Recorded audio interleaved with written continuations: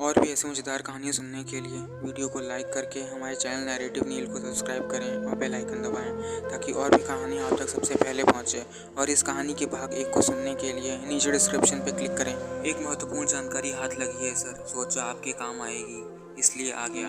राजवीर बोलते हुए एसएचओ तोमर के सामने आ गया और उनके सामने बैठ गया।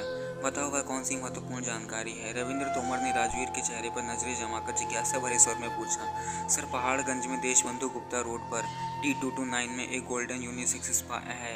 उस स्पा में मालिश की आड़ में देह व्यापार का धंधा किया जाता है। एसएचओ ने चौंक कर राजवीर को कुछ पल देखते रहे और फिर गंभीर स्वर में पूछा, खबर पक्की है? खबर पक्की है सर, इसकी सत्यता का प्रमाण यह है कि मैंने तालाब में मछली पकड़ने के लिए 500 रुपये खर्च किए हैं। यानी तालाब में डुबकी लगाकर आ रहे हो? एसएचओ तोमर ने रहस्य भरे स्वर में बोला और हंस पड़े। चिंता मत करो, तुम्हें तुम्हारे 500 रुपये मिल जाएंगे और साथ में तुम्हारा इनाम भी। थैंक यू सर, राजवीर बोला। मैंने उसे स्पा का चलाने वाले व्यक्ति का नाम भी मालूम किया है सर। क्या नाम है स्पा मालिक का?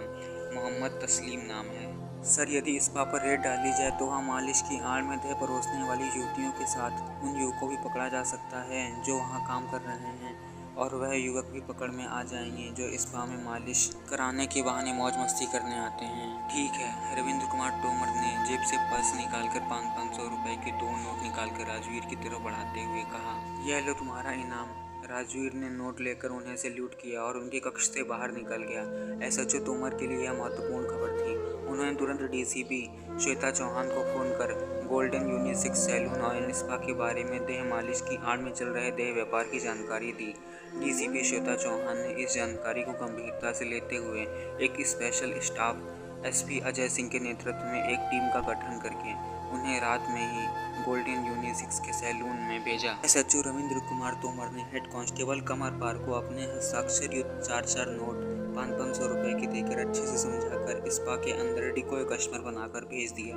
कमरपाल किसी मंझले युवक की तरह स्पा में घुसा और सीधे स्पा के रिसेप्शन काउंटर पर पहुंच गया। रिसेप्शन काउंटर पर एक युवक बैठा हुआ था। वह कमरपाल को देखकर अभिवादन करते हुए खड़ा हो गया।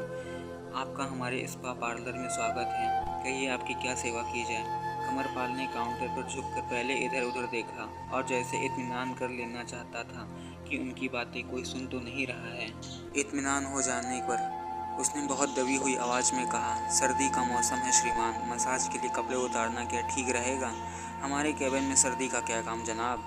जवान और खूबसूरत युवती की गर्म हथेलियां जब आपके देह पर फिसलेंगी तो आपका शरीर खुद ब खुद गर्म हो जाएगा, रिसेप्शनिस्ट ने रहस्यमयी अंदाज में कहते हुए कमरपाल की हथेली दबाई। वैसे आपको यदि अधिक सर्दी लगती है तो उसे दूर करने का भी साधन हमारे यहाँ है। रियली? कमरपाल खुश होते हुए बोला। क्या रूम हीटर लगा रखे हैं आपने?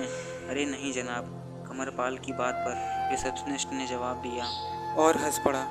रूम हीटर से भी अधिक गर्मी देने वाली कमसीन लड़कियां हैं हमारे यहाँ। ओह, अब मैं समझा।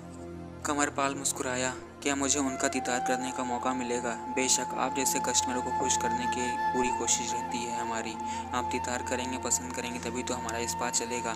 रिसेप्शनिस्ट के कहने के साथ काउंटर पर लगी कॉल बेल बजा दी। अंदर के रूम से एक खूबसूरत युवती निकलकर वहाँ आई। आपने याद किया सर, उसने पतले पतले होठ हिलाए। आलिया, तुम मोहिनी को बुला कर ले आओ, रिसेप्शनिस्ट ने कहा। आलिया अंदर गई। कुछ ही देर में मोहिनी को साथ लेकर बाहर आई। दोनों युवतियाँ जवान और खूबसूरत थीं। उन्होंने उस वक्त जो कपड़े पहने हुए थे उनसे उनके अर्धनग्न बदन दिखाई दे रहे थे। दोनों ने मैनेजर की ओर देखा। रिसेप्शनिस्ट ने कमरपाल की ओर इशारा किया। आप पसंद कर लीजिए साहब। कमरपाल ने पलटकर दोनों युवतियों को गहरी नज़रों से परखा। उन्हें मोहिनी अधिक आकर्षक लगी तो उसकी ओर इशारा कर दिया। इसकी कीमत बोलिए आप? मसाज और उसके साथ मौज मस्ती करने की 2000 रुपये पड़ेंगे आपको, रिसेप्शनिस्ट ने बताया। ठीक है, बगैर किसी सौदेबाजी के कमरपाल ने कहा और पैंट की जेब से अपना पर्स निकालकर 500 के 4 नोट निकालकर रिसेप्शनिस्ट की तरफ बढ़ाते हुए कहा, मैं मसाज नहीं कराऊंगा, मुझे तो केवल बस। अच्छा, मैं समझ गया, हंसते हुए बोला। ठीक है, आप अंदर जाइए। और अंदर जाते ही कमरपाल ने मोहिनी से कहा, मैंने तुम्हारे साथ बैठने की कीमत अदा की है मिस मोहिनी, वह कीमत तो मसाज की थी। मेरे साथ बैठोगे तो उसकी अलग से फीस देनी होगी, मोहिनी ने बताया। यह तो धोखा है। आपके मैनेजर को मैंने पूरे 2000 दिए हैं, जिसमें मसाज के साथ तुम्हारी देह की कीमत भी जोड़ी गई है। नहीं, मैं एक्स्ट्रा चार्ज लूँगी, मोहिनी ने रूखी आवाज़ में बोला। अगर आप मसाज करवाना चाहते हैं तो कहिए, मैं मसाज करने को तैयार हूँ। मोहिनी की इस बात पर कमरपाल नाराज़ हो गया। मैं मैनेजर से बात कर और बाहर आकर केबिन का दरवाज़ा खोला। आगे क्या हुआ उस कॉल गर्ल के साथ जानने के लिए, कहानी का पार्ट 3 देखने के लिए हमारे चैनल नैरेटिव नील को सब्सक्राइब करें और बेल आइकन दबाएं ताकि आगे की कहानी आप तक सबसे पहले पहुंचे। और हमारे चैनल को सब्सक्राइब करने के लिए बहुत बहुत धन्यवाद।